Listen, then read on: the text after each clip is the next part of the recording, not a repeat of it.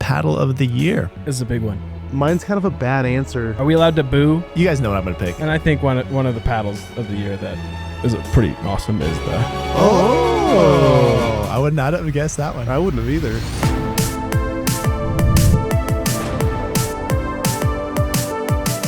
Welcome, everyone, to episode 60 of the Pickleball Effect podcast. I'm your host, Braydon. As usual, we got my co-host, Kyle, but we got a special guest, Aaron, the editor. Round two. We're back. Aaron is... Oh! Whoa! Are you seeing this? This won't be on the camera, but we're in a Google Meet, so it's like hand action animations. That was crazy. It does that on iPhones. Like yeah, the thumbs up. The thumbs up one too. My girls know all the signs. Oh, that's funny.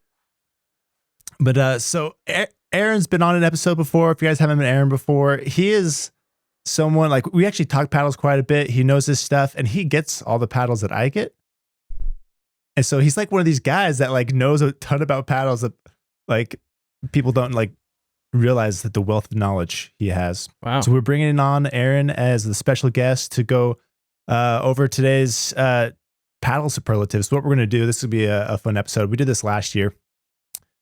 We have a handful of paddle superlatives we're going to go through. We have best bang for your buck, most underrated paddle, most overrated, biggest riser for brands, brand that's trailing off, paddle flop of the year, and then the paddle of the year. So we all had these beforehand. We've all selected our paddles and brands without telling each other. We're gonna go through these and just debate them and see who comes out on top. And this will be good. But before we jump into those, I did want to do like a quick recap of just what 2024 was for paddles, and then talk about a couple of predictions going into next year. So like, as I was thinking about this, like feel free to chime in if I miss anything, guys. But I was like, okay, early on in the year it was Kevlar, right? Like it was Kevlar. Yep. And then we had like March came around, Yola. We had the whole Yola debacle. That was like, that lasted like a month with the foam thing. Like that was crazy with the delisting. And then I feel like power paddles kind of slowed down a little bit. Then we had like all the challenges with like UPA coming in, all the like rewiring of the rules. And so power paddles were kind of like hit and miss, but I feel like that might be a big thing next year. And then we had titanium that came in kind of late in the year, introduced by Bread and Butter. That's like getting popular again. PET. PET. Yep. PET. I'm just going to call it titanium. Is that a crime? And then Selkirk was like, real titanium. We're all like, no, we solved it.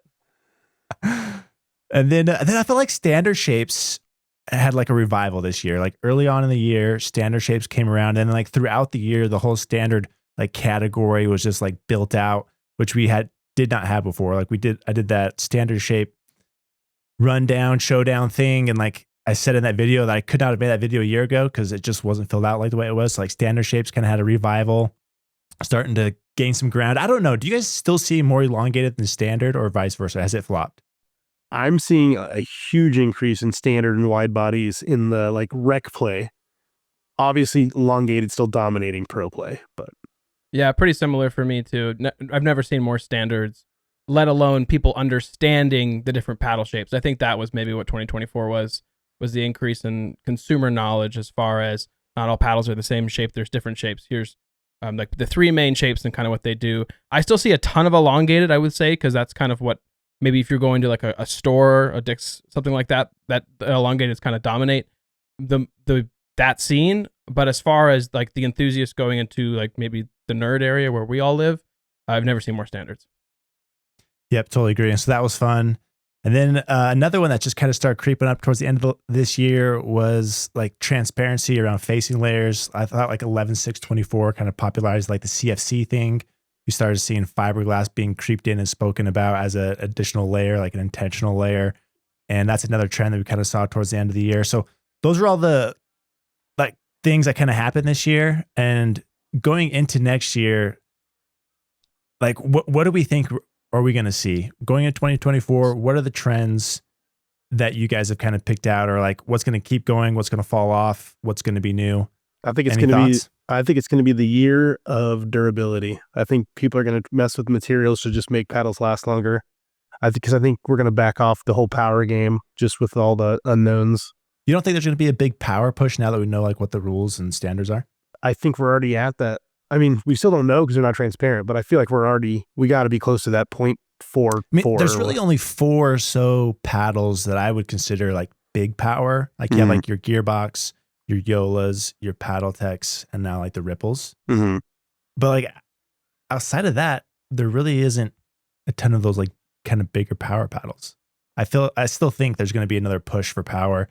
I think a lot of people were hesitant to release something because they didn't want to get it to delisted. Right. But I agree we will see more durability, but I also think we're going to see a big push of power at the beginning of the year, just because everyone's going to need a power paddle just to stay relevant. Everyone's going to need their Gearbox to just to hang. Just have it as is it that option. same tier of power paddle, or is it kind of like that tier 2 paddle techs, maybe Course Fire?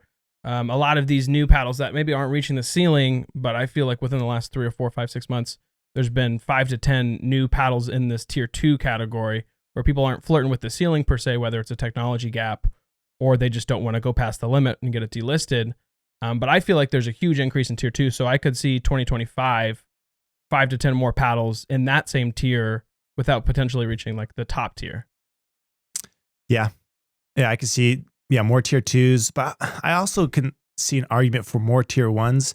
I think the tier 2s we did see this year were the brands that were hesitant to go too big because they were afraid to get delisted later, just because of all the work that goes into that. But yeah, maybe we see the power category kind of fleshed out a little bit more than what it is now as far as tier 1s, tier 2s. Because even so, like you have like your Fires, you only have a couple kind of tier 2 powers. There's like that's not filled out either. Yeah, and I mean 1160 or 11624 is coming with the that rocket, so I think they were waiting on the rules and everything. So yeah, I think you're right. You will see basically all the brands come to that level of power now, since they were waiting. But is that first 6 months? Is that Q1, Q2 of 2025? Like a catch up period of power paddles? But then like what I mean, Braydon, to your question, and maybe you could share your thoughts. What is 2025 the year of? Outside of power. Yeah, I think that's a Q1, Q2 push for the power.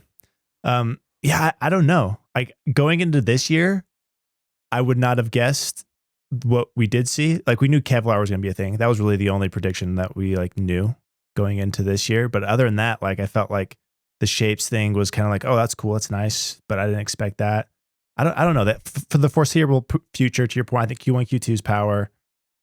Outside beyond that, I don't know. I don't know exactly. Scary.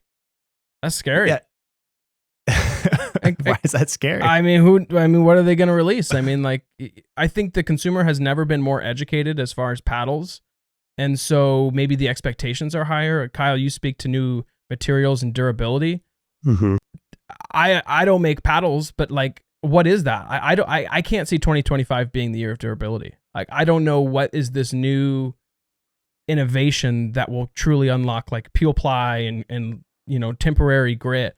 Again, I know 007 and Finagrit, there's whether it's marketing or the longer we have the paddle, you can speak to it. They're speaking to it though, like they're thinking about right? it. But really, other than that, and sadly I don't want to say this, but Nanotac like are kind of two long-term plays with durability.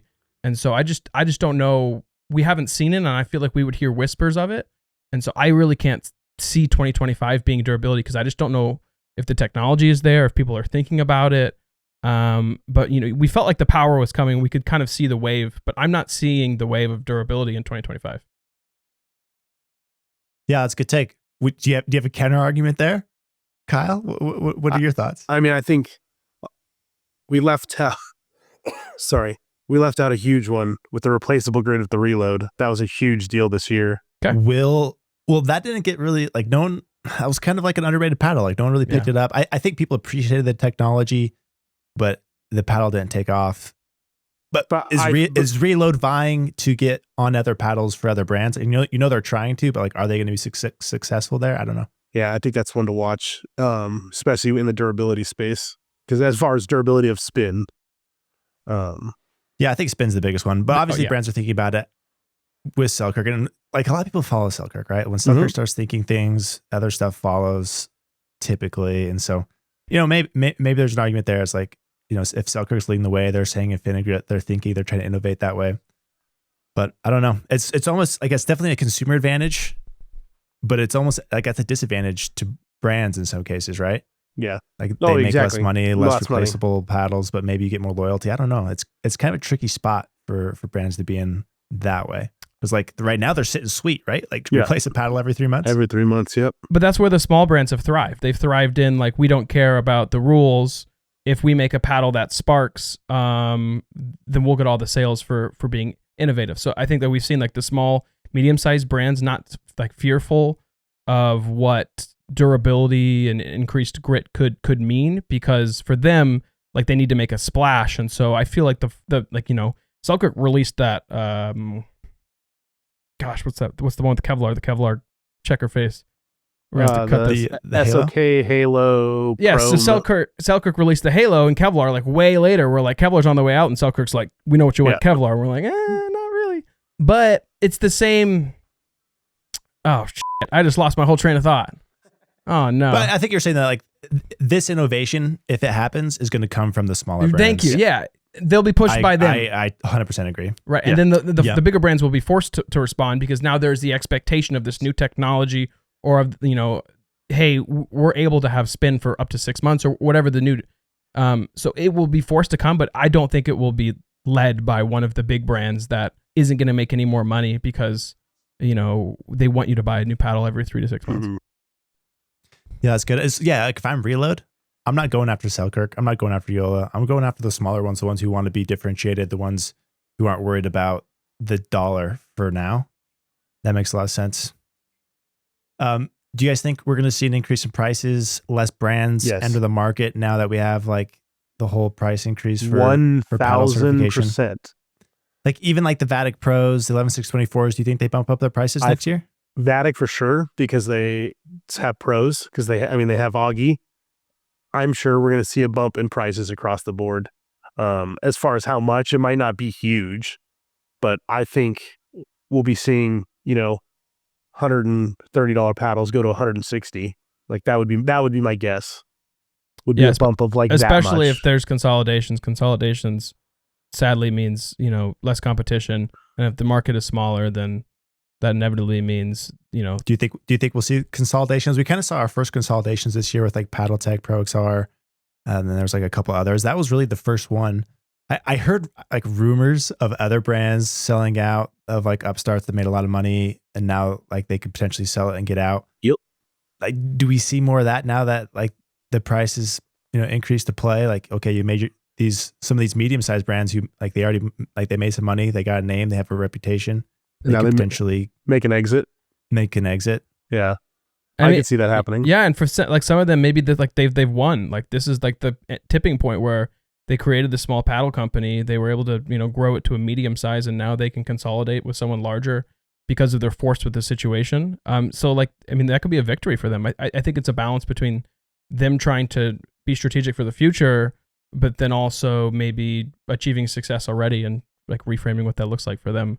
But I don't know. I mean, isn't that a bad future for us in the market? Like we love the small brands. We love like the niche, weird paddle companies that compete with the large brand. I mean, that's kind of what pickleball is fun. It's like there's so many underdogs to root for, Cinderella stories within paddle companies. Yeah, I agree. There's definitely going to be less new entrants, right? Because it's going to be tougher to run it out of the garage. You actually need some overhead to start. Yeah. Like you could start a company, right? Like last year for like $5,000 to get like off, you know, just off and running. Like you don't need much. But now, well, with USAP, I guess I feel like this year you could still get by without getting UPA approved, right? Like that's the $25,000 bill, but you could avoid that for another year. So maybe this next year we still see a bunch of new entrants. Maybe this is the last year for kind of small brands to come in, make a name for themselves before it gets too tight money wise. This reminds me of our conversation we had with Rose from Babolat, those that, you know, pickleball's on a trajectory to just keep growing and growing and growing. And eventually we aren't going to see all these brands. There's going to be 5 brands that just dominate the space eventually. But again, I think how long we have before that happens is kind of a question mark with fees and stuff. Yeah. Like with the paddle certification price increasing, I think maybe that just makes it harder to launch with multiple paddles. Like a lot of brands will launch with one or two paddles, right? And then kind of grow from there if they can get their name for themselves. But launching with like multiple paddles is really hard, and you don't see that too often. And you you need some money to go certify 5 paddles. We saw a few people do that, but not much. Like you have to be kind of a more serious brand to do that. So maybe we just see more smaller brands coming in with 1 paddle. Like Neonic comes to mind. Like they came to market with 1 paddle and they've slowly grown to like 3. 11, 6, 24 came in with 1 paddle. Like we could still see some of that. Okay, and then other thing that's kind of like what's going to happen next year is like, does UPAA, does it thrive or die? What do you guys think? I think it's going to thrive. I mean, I'm not a big UPAA guy, but I think it is going to succeed just because it has the backing of basically the pro scene and the big figureheads. I hate to use the word thrive because that that has positivity. I don't think UPA is going anywhere. For better or for worse, dying anyways. To be determined. But I mean, come on. Yeah, UPA they're hanging around. All right, it's gonna be interesting. Next year's gonna be fun. Last one I had a note here for predictions that we could see next year is new paddle cores. So we have a couple paddle launches here in December that are launching with new cores, and I think that could potentially be the launching pad for more innovation and more action happening with more thought put into, maybe we don't use polymer. Yeah. Maybe we don't use plastic. Maybe we use something else. And so I think we might see, or at least different designs, like not honeycomb, just something else. I mean, like we have to depart from that. Like we've been using that for a long time. I imagine there's better materials, better designs, better something. And I bet next year is when we start to see more just options with different paddle cores. I would bet money that we see a lot more paddles that come without that honeycomb. I've seen some cores. Can we talk about any of these materials just to kind of create some buzz? Do we know? Because for me, it's always been polypropylene and some Nomex, and then I know Proton was flirting with some mixes. That and then foam. Those are like the kind of 3 pillars of cores. Yeah. We've seen people like do layers, right? We've got like a polymer, Nomex polymer, but it's always been like that plastic. So Rhombus is the first one. This one's not a secret, right? So like it's the core material. I didn't mean that in the core. I mean like the main material in the core is EVA, but then the EVA is like supported by like a carbon fiber ridges, structure. Yeah. Right? And so that doesn't even use plastic, but it still has foam and stuff around the perimeter. I think foam in general, I don't like the foam we use now, like around the perimeter, how people are using it, like how YOLO's using it. I don't like how we use foam. Like I think it does that break-in period. It causes issues. Like if we're going to use foam, we have to use it in a different way. Use like stuff that's not as compressible. I think foam needs to be used differently. I don't like the way it's being used. Hopefully that changes.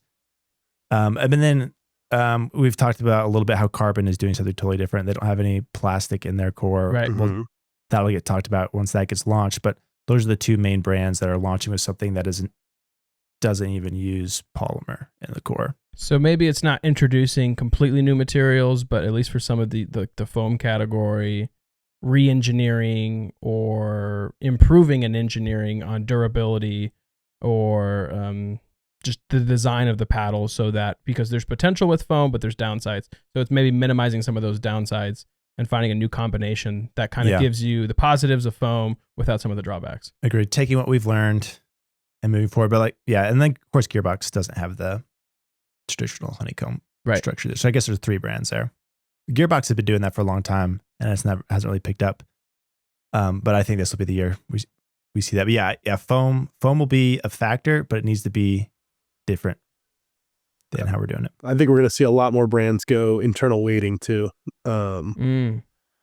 Just to increase those twist weight numbers, just like internal, like adjustable, or you're just saying Holbrook? I'm saying like Holbrook and Paddle. I'm just thinking more brands are going to do that because they know the consumer is more concerned about the numbers now. So they're going to want higher twist weight numbers, and that's how they're going to get them.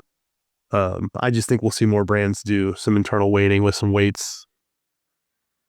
Yeah, when I was talking with, I've talked with brands before. I asked them that question. I'm like, how much do you consider swing weight and twist weight? And it varies. Some consider it, and some don't even think about it at all. But you're right. Like those, whether the brand thinks it matters or not, the consumers do. And a lot of the paddle nerds that kind of drive and talk to trends care about, like, that's how I understand and speak paddles, right? Yeah. And it's a big factor. I agree. I think that's a good call. Like, how can they almost inflate those Exactly. to Yeah. make it look a little better? Yep. Because you can do that with a little, like, yeah, if you just add like an, 0.02 or 3 ounces somewhere, you can really boost those in a way that looks good on a stat sheet. Yeah. Fishing weights. Yeah, they did it. Innovation. Paddle Tech is crushing it. You know, they went on like a company fishing trip probably. Yeah. And they're all out there and they're like, what can we do? And then What it's is just like, this? They're like, I got a split shot. Let me put this in a paddle. yeah, yeah. And we're here like talking about the future of innovation and like all of this unknown. It's like Star Trek, like a land beyond the stars. And they're like sitting there fishing. They're like, can we throw this in a paddle? Yeah, why not? Hold my beer. Hold my beer. Oh, it's hilarious. All right, paddle superlatives. Woo! This is how it's gonna work. Let's do it. Kyle, you're gonna be de facto number 1. You're gonna Okay. say what yours is. Aaron, you're gonna say what yours is. You know. I'm gonna say what mine is, and then we'll just debate. Let's do All it. right, number 1, best bang for your buck, Kyle. Oh, he's showing. One. He's showing. For 1 second. Where'd it go? Jelly bean. The Monarch Jelly Bean. Oh, boo. What a bad answer. You know that's Aaron's. Best bang for your buck. Jelly bean. And, like, So the deals have been insane too. Like Black Friday, like you can They're get borderline these free. stupid cheap. Yeah, exactly. They are borderline free. I don't know how David is turning a profit. he's not. There's no way he is. He's not. He's just getting market share. Like, The jelly bean. So this category was like so easy last year. It was like, oh, Vatic Pro Prism. This year, there's more competition in this space around that kind of $100. You could arguably say that the Vatic Prism is still Yeah. oh, absolutely. could sure. be your best bang for your buck. But I was like, you know what? It's 2024. It's 2024. I think 2024 Jelly Bean is the best one Oh. that's come out. Unanimous. We got three jelly Unanimous. beans. Unanimous. Any Dave- special call outs, like number 2 close spots for best bang for your buck? Because I had a couple. Well, yeah. What were your other ones? I think Versix made some Oh, really yeah. affordable paddles this year. Yes. Again, I've only hit them a few times, so I didn't want to bring in a paddle I really haven't hit, just based on experience. But as far as price, I know it was kind of right above that $100 mark. And again, some different shapes. Yep, that was a super solid entry actually. Yeah. Like into the paddle world. Yeah, that one. Friday was kind of a brand this year Sure. that Yeah. just destroyed that market. And I see a lot of Fridays. Well, no, that 2 for $100 deal is insane. So like that's Yeah, also like, a great bang for your buck. Everywhere I've gone, I've seen at least one or two Fridays out there. Like they're everywhere, and they're like, I endorse them. I think they're great. Like for $60, if you don't do the 2 for $100, if you just go pay like the 60 or 70, even then, I still think it's a good deal. But yeah, there was a few there. All right, most underrated paddle, Kyle. Ooh, you guys are all gonna not know it when mine is. So before I show the paddle, I'm gonna say the reason I give this the most underrated paddle is because they are very unique, not only in their facing material, their packaging's great, like it's very green, the 3D printed handle. I like the way it plays. I'm gonna have to say the Revlin. Wow. Yeah, the that's a pu- good one. That was on my list. I agree with that one. Yeah, so like this one I felt like was like a sleeper paddle of the year. Totally. I agree. Aaron? Okay, here we go. My wallet. Need to talk about innovation, and there's nothing more innovative than the reload. The reload. Peel it. Yes.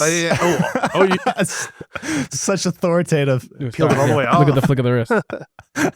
Yeah, I was like expecting like a little, like just like a little one. No, I just came all the way Hold off. on, let me give me an hour to align this You- back you- on.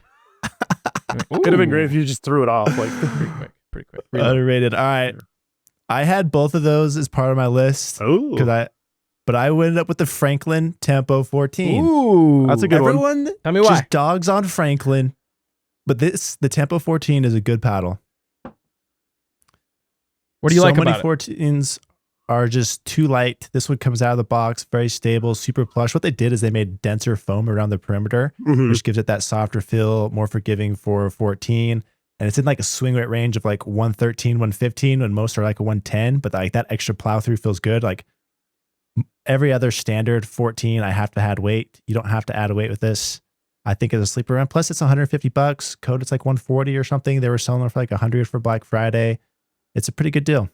Yeah. But yeah, no, those are all 3 solid. The reload, dude, we've beat that one to death. Like, why hasn't that one taken off or gotten more love? But I think as far as innovation goes, it's probably super the under. coolest And thing you know to what? happen this year. It's up to us to talk about important things, and it's important. And It so is. they're done a good job. Again, maybe we'll see some new shapes this year. Not sure. Maybe they'll we'll see license some the new technology. stickers. I can bet on that. new surface stickers. That's awesome. But I would bet that on that. And then the Revelins, dude, I like that answer. those are like a thick core, like Annalee almost. Like they're super lightweight, pretty good power, but more stable than like the Annalees. And they don't. It's the spin's solid out of the box. Solid. They used lava rock.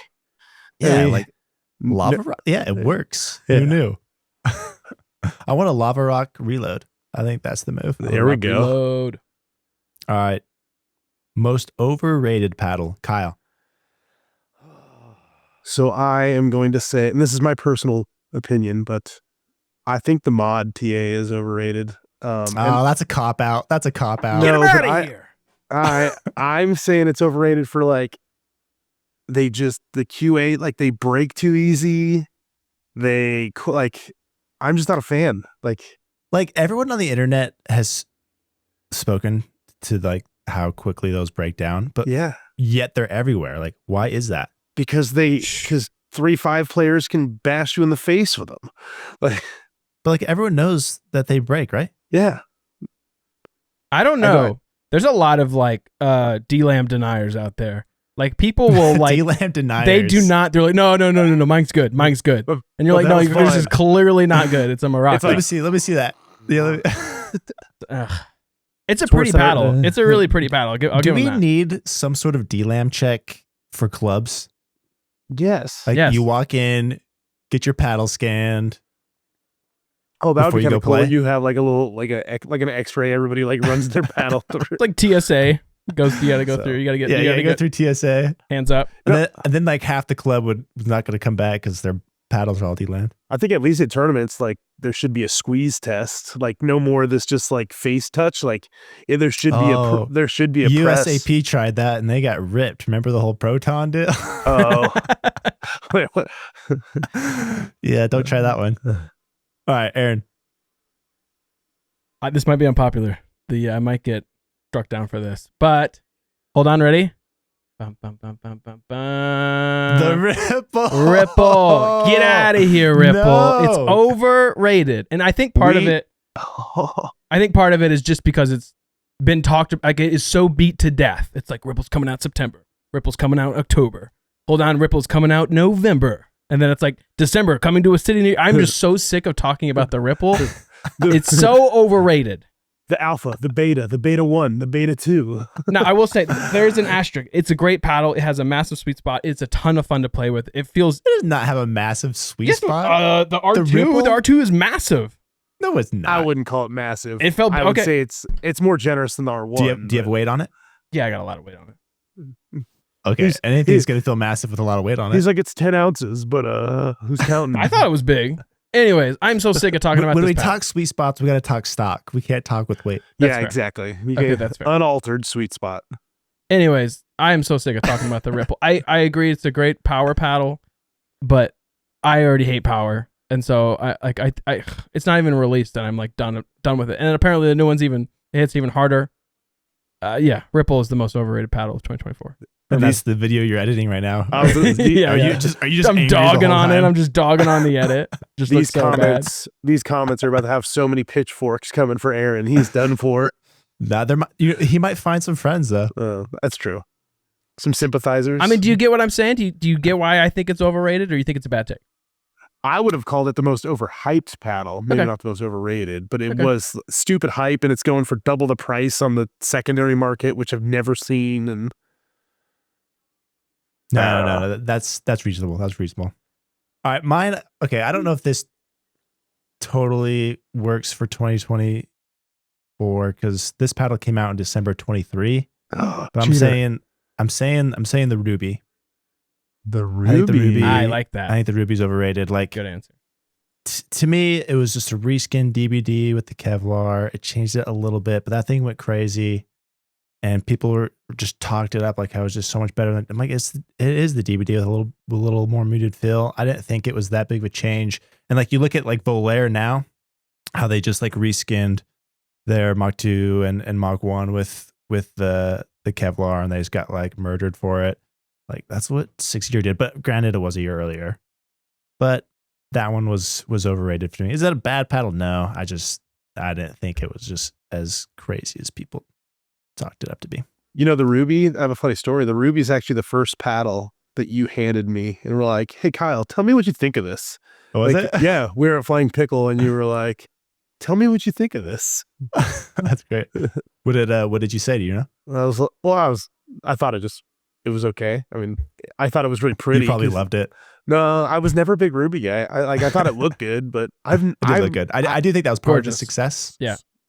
Was the looks. That was Aaron's first paddle. Yeah, so I bought Ruby Hype. I remember I pre-ordered in December.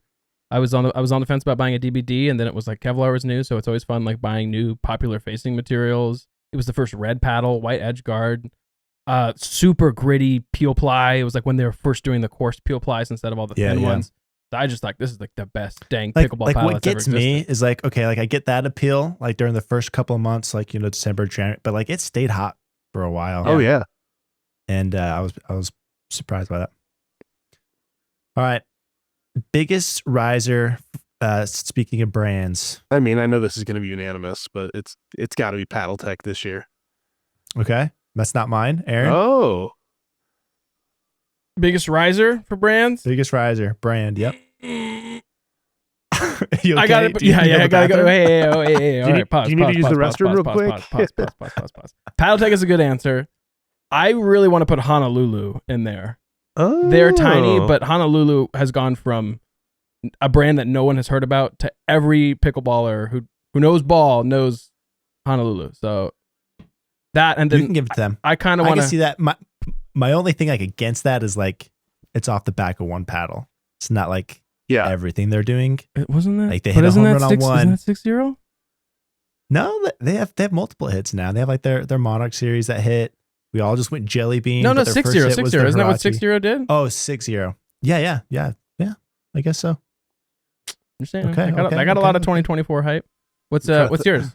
Yeah, I'm like trying to think who Braydon's I did. gonna pick. You guys know what I'm going to pick. It was 11-6-24. I think I'm like, what impresses me the most with them is they found some steam, but just the way they grew with it, like they just updated their website. It looks really sharp. The way they're organizing and planning for the future is really good. And David's modeling. David's modeling his clothes and they're selling like wildfire. Anyway, I was just really impressed with how they kind of capitalize on that growth. Where like I look at like a 6-0 or a Vatic Pro who like hit it big, and I don't think they capitalized as well as 11-6-24. Like I think the future of 11-6-24 is really bright, whereas others kind of stagnated themselves a little bit. But that's me. But I think probably the objective answer is Paddle Tech. Not that we all can have personal takes, but I think Paddle Tech has like really brought themselves back to like the front of the market again. They went from 0 to hero. Like they were nothing. But they went from everyone just hating on them for years to in a lot of people's hands. it's now. there was still like I saw kind of a conspiracy theory because like there was like Paddle Tech, the Yola freaking debacle, and that just blew Paddle Tech through the roof. Like it was such why is that a conspiracy? Well, because it was just such good timing. I don't know. It's just like did they pay somebody off to delist Yola? Because it was just like No, they did get lucky there. Oh. There's usually some luck involved with success. Right place, right time for sure. But no, Paddle Tech big time. But I mean, but they're living off of their Bantam series. All their other stuff is just kind of mess still. Yeah, that's true. The Tempest is like, you guys don't play the Tempest? What? nah. No, like I don't know if you guys have ever actually played the Tempest, but like I have them. It kind of plays like a thermo, just with a smaller sweet spot, and doesn't feel as good. Yeah, And it's like, yeah. and the designs are kind of, I don't know. They seem very like 90s to me. Do you remember when Paddle Tech did like a launch where they like redesigned the face a little bit. Like that was the only thing they changed. And like it'd been like 2 or 3 years since they'd done anything, and then they like made a tiny little design change. They're like, Was that the one where it was like ice? that was us. We're like released the I don't know. So Like that. Oh, that's funny. Okay, trailing off. I'm Brand. gonna Stick with have brands. every year I see these guys trailing off a little more and a little more, but I'm not saying Gage. Mm. I'm just seeing. I feel like they were.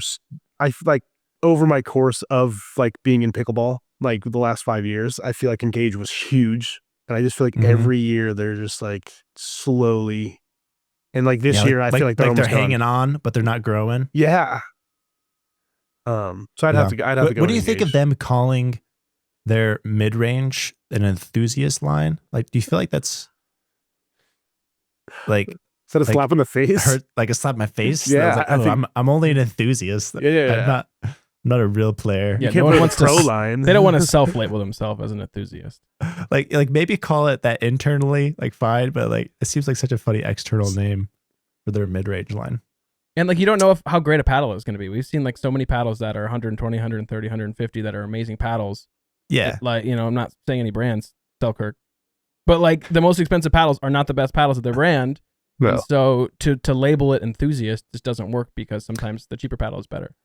yeah, it could very well be that their mid range outperforms their other stuff. I would play with a Halo every day of the week before Power Air. Yeah, for sure. Aaron? For me, I got to keep it on Ruby Talk 6.0. I was a huge 6.0 fan at the start of the year. Again, getting to know you guys and really inserting myself into the paddle industry, I have learned so much. But I remember when I first talked to you, I was like so excited for you to tell me the inside scoop of what 6.0 was doing. And over months and months of just being involved, to me, I don't know. I know they have a big launch coming, but 2024 has kind of been a dud year for me as far as the expectations of them doing more than what they did in 2023 or 2024. They have something coming in 2025, and I'm not allowed to talk about it. Hey, but you know what? Doesn't I exist. think It's not relevant. I do think we could see a big shift in that brand. But We'll see. I can agree with that. I do think they've trailed off of like where they were because they were like it. They were Absolutely. it for a bit. Yeah. And I don't think they disappeared, but I do think they have declined, and they need a little something to get back to where they were. They need a revival. I'm saying Volair. So I was big on Volair earlier in the year. Like their Mach 2 was like the first, like it was the first standard or wide body with a longer handle that got popular. I was playing it for a while, and like they I feel like they were a big like reason why standard shapes got popular. Like they were kind of the first ones to push that. And that got in a lot of people's hands, and then a lot of people kind of discovered like the power of a wide body or a standard through Volair. So that they got like all this attention, a lot of people coming in and joining their brand. They have really great packaging. I think they were winning people, but then they didn't like, they needed a paddle for them to go to. Like, okay, they got the Mach 2 16. I felt like they needed a power paddle or something to keep their audience to, because I think a lot of people kind of outgrew it and like, okay, what next? Then they went to like the 11.624 Monarch all court or a Bantam. Like they needed to launch something to retain their customers, you know, halfway through the year. And instead they don't do anything. They're kind of quiet. And then they do the Kevlar release, and that didn't really do much. And so I felt like they had a really good opportunity to keep that momentum going because they got real big that like January, February, March. And then since then, it's just been kind of falling back. And that was a bummer because I'm a huge fan of Volair. Obviously, I did that collab with them. Super cool brand. But I do feel like they kind of gave up and missed an opportunity there with their Mach 2 and to keep a big chunk of the market there that they kind of let slip to other brands. Do you think Julian leaving hurt them? No. No. I think they got more popular after Julian. Like after Julian left, the Mach 2 came out. I kind of blew up a little bit, and then it just kind of slowly died away. That's me for there. Any other thoughts on those? No, I would say the only call out is just because something is trailing off. Like for me, it's expectations is what like can make trail offs. And so when paddles come out or companies put out paddles that like we really love and we think these are amazing game-changing paddles, and then they potentially don't do something later, I think I still want to call out, at least, not to, I don't want to throw shade on every company, but like the success that companies have already achieved for them to then take a step down. So I think it's hard to like stay at the top forever, right? I think that's kind of why like we're seeing all these different companies, 2025, who knows? But the expectation, is set high for when they succeed, and then from there, we're not seeing the same success or interpreting the same success, and so I think that's kind of what can cause a trail off, even if objectively they're not failing. Dude, so good. Yeah, these brands aren't bad, but yeah, they achieved a level of success that a lot of brands haven't achieved, and they're coming down from that, right? Like that's why we're judging them, is because they were there. Right. If they never achieved, they would never trail off. What are they trailing off from? Yeah, exactly. And to your point, a lot of these guys aren't going anywhere. No. And we'll see what happens next year. They could be on our riser next year. All right, paddle flop of the year. What do you got, Kyle? The Franklin Featherlight 12 millimeter. Did you ever get one of those, Aaron? Nope. Did you get that one? It's got the world's smallest sweet spot. And it's light, and I have not seen a single person playing with one, and it just, I don't know. I just still see people playing with the Tour. Like if anybody's playing with the Franklin, I just feel like the Tour makes more sense than the Featherlight. Or go get the Tempo. Like, Aaron probably thinks the sweet spot's huge. Okay. You know when I say one thing, you introduce me, Aaron knows a lot about paddles, and I say, this paddle is a big sweet spot. Then you go, at the end of the pod, Aaron knows nothing about paddles. Yes. Well, I had 15 minutes of fame. Okay, that's a good one. Aaron, what do you got? Gen 3. Flop. Just the whole flop. Gen 3, Flop, everything. flop, just flop. Gen 3 technology. No. No. It's a paddle pronounced Yola. And Is that a Yola flop or is that a USAP flop? Yola flop. It's a Yola flop. They did a bait and switch. They bait and switched them. I guarantee Yola sent them different paddles than what they sold, and I think they deserved everything they got. I think it was a massive flop. Dude, that changed so much. Like that pretty much brought UPA to existence. They did. Yeah. That sparked this huge power craze that How many do you think? That was crazy. They sold tens of thousands, like 20, 50, 100,000 before they were. Yeah, the minimum order was 50. Like no brand has ever made us order 50 paddles. Well, you mean like for a Wholesale order? The minimum order was 50 paddles. And they all got shop, right back. If that's not the flop, I don't know what a flop is. Yeah, that's a good point. All right, mine is something you guys have never heard of. And this is the reason why you've never heard of it is because of the massive flopness. The Rockney Aeroblade. You guys heard of this? I tried it. I almost blew out my shoulders swinging it. You did? Okay. Dude, what was the swing weight like 135 on that thing? Like I hated it. Just listen to these numbers. The paddle costs $300. Nice. Out of the box, it has a swing weight of 135. And then it has these inserts you can put in the face. It has 3 holes. If you put all 3 inserts in, it has a swing weight of 143. It has paint grit that was spinning in the 1600s. You don't see anything in the 1600s. Like everything's 1900 plus now. Like that was a flop. No, you let me swing it. And I remember I played one game with it and I was like, dude, my elbow hurts. Yeah, I think it was a monster. There's a reason you haven't heard of it. But I also had another one on here that I was considering. I was almost put down the Selkirk Amped. Like the Amp Pro? Like the original Amped. Like Selkirk had that pedal for like 5 years. They're like, we got a new Amp coming. And it's just like a little bit grittier. The Amp Control. Like the Amp Control. Yeah. Not the Pro, the Control. That one. Yeah, that was weird. That one made me chuckle. It was just nostalgia. Maybe. All right. Those are the flops. Paddle of the year. This is a big one. Here we are. Oh, mine's kind of a bad answer. Well, are we allowed to boo? That's a great pitch. That's a great pitch. Yeah. So it's the Hirachi Alpha. But just because that's the one you play with? Recency bias. Get him out of here. It was Get him out of here. It was my paddle of the year. Like I hit it. We're talking about the industry paddle Oh, of we're the year talking here. industry paddle of the year? Oh, come on. Don't act like you don't know what paddle of the year is. This isn't the... I think this is You can't. If That's you're not, gonna- isn't No, that you a can say niche you can release use it. too?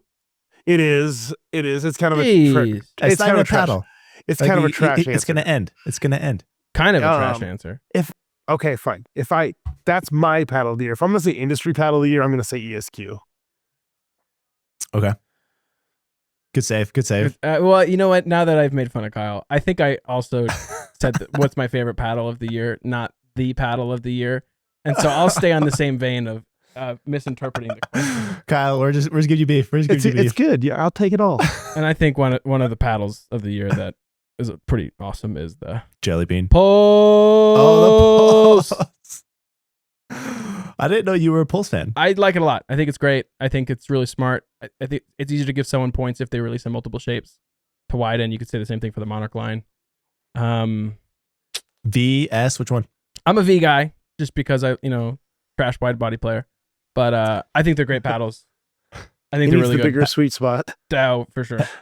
For sure. Paddle of the year though, that I'm not for me. I don't know. It doesn't feel like the best answer. I think Braydon, maybe you can save a 0 out of 2 here. But I think the Pulse release was one of the better ones. Yeah, no, the Pulse, they did a good job. Has yours broken in? Yeah. It popped for you? Yeah, it's got the pop. hitting. So if you were to categorize it, okay, power, all court, like where do you put that on the spectrum? All court leaning power. I don't think it's a power Okay. paddle. What about you? But Okay. it also depends That's- if I guess the shape. Yeah. No, I hit them for that first week. I never got to the break in, and I set them down. I've moved on to other reviews, and so I've never hit that stage yet. But a lot of people are loving it. Do you feel like it stayed there? Yeah, for sure. Yeah. I haven't put a ton more hours on it since the post pop. But yeah, I haven't felt it growing that much. But again, I'm not putting consecutive hours where it's like my main, and so. Right. But I definitely experienced the break-in. All right, I said Save us here. What did you got? I have the Honolulu J2K. Yeah, I got that's a that great as the one. paddle of the year. I don't think I've ever seen an ad for Honolulu. I've only seen organic chatter, videos, forums. Like this thing kind of grew like wildfire from like the undergrowth. And you see a lot of these everywhere. It's one of my most viewed web pages of the year. It's one of my most viewed reviews this year. And it's just this kind of small brand out of Hawaii that made a really good paddle. I think the power of the J2K is that it's lightweight yet, or lighter weight yet it feels like the sweet spot of a like a wide body in a hybrid shape. And so they found this really nice formula with the balance and the forgiveness with that little extra reach that'll it just makes it really accessible to a lot of players. And it just blew my mind how much that paddle grew just purely organically. And I think that kind of speaks to how good that paddle is. So I think the J2K deserves it. And that's mine. Yeah. It's not a bad choice. No, I think that's a good answer. And then they released, they were quick on the titanium too, so they quickly did the J2 Ti. And so I would even put those in the same bucket as K for a little bit more pop and power, not much, and then Ti if you're want a little bit more touch and want that feel. Mhm. But yeah, I mean, they kind of where we were talking about. I think they picked up where the DBD left off. They iterated, they made it better, and the market showed that like that's what people wanted. That dominated because I don't think it's a good looking paddle. I think it's ugly. It's got this nasty gray edge guard. I don't think it's very. It's not the prettiest design. But like I think real pickleball, and I think this is why enthusiast is bad. Real pickleball players do not care at the end of the day what the paddle looks like. They want to know how good it will play for them, and that has proven that like they have listened that this like hybrid shape. Is perfect. I think there's a combination there. Like I think bread and butter has proven that looks do matter, branding does matter, Marketing matter. Marketing matters. marketing matters. Yeah. But you can get away with one or the other a little bit. And when you can get both together, I think that's For sure. the premium, obviously. It's a good Because I think recipe. like bread and butter's paddles are good, but I don't feel like they're exceptional. And then you have Honolulu, who's like has this really good paddle, and their branding's a little rough. Mhm. The website's a little rough, but people just appreciate the performance. So you can kind of go either way. Yeah. But yeah, I think they get it. That's it for us. We Woo. paddle superlative did it. Superlative. Yeah, I really crushed that ending right there. Well, you saved us after Kyle said alpha, so we needed someone. It was my paddle of the year. I mean, All right, my last question I had on here was, okay, what are the paddles we're playing with? Sounds like you guys answered that in your paddle of the year. Nope. No, Oh, actually- no. I Okay. actually didn't either. I'm playing with What? You're not playing the alpha anymore? I'm not currently playing the alpha. No. Oh, okay. Last question for the pod or this episode will be just what paddles we are playing with to finish off the year. What are we maining? I am now maining the bread and butter Invader. New week, Invader. new week, new main. Get him out of here. The third strike. Okay, what do you like that over the alpha? The fact the titanium feel, the PET. Yeah. It's soft, and then when Doug included the fiberglass layer, I think that was smart. I feel like it caters well to my game because my counters are still really good because I get into that fiberglass, but then it's soft when I'm trying to hit drops and stuff. So it caters to my game really well, and it's been outer space. So I wanted a space paddle. All right, Aaron. Sega. Oh, Saga. I would not have guessed that. Flash. I wouldn't have either. I love The it. flash short handle. I love it. Short handle. Tiny hand gang. All right, give us the pitch. Why do you use it? I think hybrid is where I want to live. I think it's really easy I love the forgiveness of wide bodies. Again, I do think the reach helps on elongated. So I think hybrid is kind of like where I'd like to live. And so I think this paddle is really pushing me to finally get to elongated. I think it's a really good paddle. It's really soft. It's got really good touch. It's a little heavy, but personally it doesn't bother me because I can play with heavier paddles. I wielded that Proton elongated 15 millimeter for like 3 months. So I trained in the dungeons of weight flicking. I just think it's a really good paddle. I like the feel, and I like that it's got a little bit of power for drives. I do think I wish I had a little bit more pop, but I think it has more pop than like the J2 Ti. I think it's right there with a lot of control paddles. So if you just kind of reframe it that this isn't going to be as jumpy as something like an ESQ, then like it's not going to be. Yeah, it's not the problem. Yeah, I mean that's kind of the attraction to that paddle, right? Is it has that touch with a little bit of access I love to it. some offense when you need it. I love it. Nice. I'm still going with the ESQ 12.7 despite some comments saying I need to move away. One guy. Holster it. Just one guy. Holster it. People saying I need to holster it. Though I do have the Carbon 2 is on its heels at the moment. Ooh, I'm not cool enough for a true foam yet. What's up, Brody? If I can find the right like tungsten setup for it. You still flirting with could, weight? You haven't listen. figured it out? Not on the true foams yet. Oh, can we talk about But the Can we say that word around here? no, No. we're not allowed to. Not allowed to. We'll get hated. Embargo on the word. Well, there we go. So we landed on a no. You mentioned titanium, Aaron. That like it isn't quite as jumpy on the Ti. I feel like I kind of discovered, or I'm just now kind of realizing like the difference between Ti and like carbon. I used to think it was just like a softer feel versus carbon, but I do think it's not quite as jumpy as like carbon or Kevlar. Because when you compare the Ti directly to the J2K, it is like similar powerish, but yeah, it's not quite as jumpy. The bread and butter. Now that when I go and compare the Shogun to others, I do feel like it's a little less jumpy, which can be a good or a bad thing. Yeah. But I feel like that's kind of what PET brings to the table. Is like a little less punch on the pop, but that feel is Money. there. It's money. I don't. All right, there we go. You said it. Sorry. Killed outro. Here you go. Try again. 3, 2, 1. Bye, guys. Oh, that's the end. Wow. Awesome. I thought you were going to say, there we go. There we go. All right, thanks everyone for joining. We'll see you guys later. Adios.